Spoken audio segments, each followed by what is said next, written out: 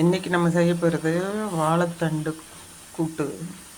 அதே தான் சாதத்தில் போட்டு பிசைஞ்சு சாப்பிட்டுக்கலாம். இது மாதிரி 4 பச்சை மிளகா, கொஞ்சம் பொட்டுக்கடலை, 1 கப்பு தேங்காய், கொஞ்சம் கருவேப்பிலை, சீரகம் போட்டிருக்கேன். இதுதான் அரைக்கிறதுக்கு. அரைச்சிட்டு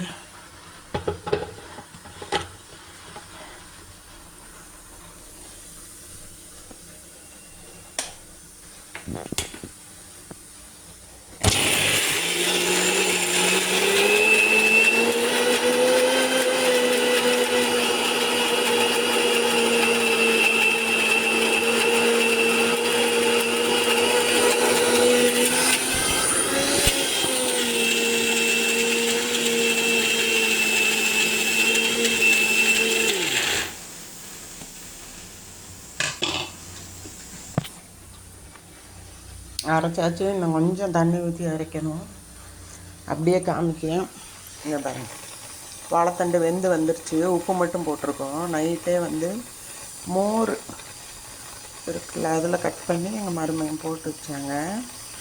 இப்போ காலையில் எழுந்திரிச்சதே குக்கரில் விசில் கூட்டாச்சு. 1 விசில் போதும். உங்களுக்கு வேணுன்னா ரொம்ப குலைவாக வேணுன்னா 2 விசில் ஊற்றிக்கலாம். இப்போ இதை ஆஃப் பண்ணிவிட்டு எல்லாம் கலந்துட்டு காமிக்கிறேன்.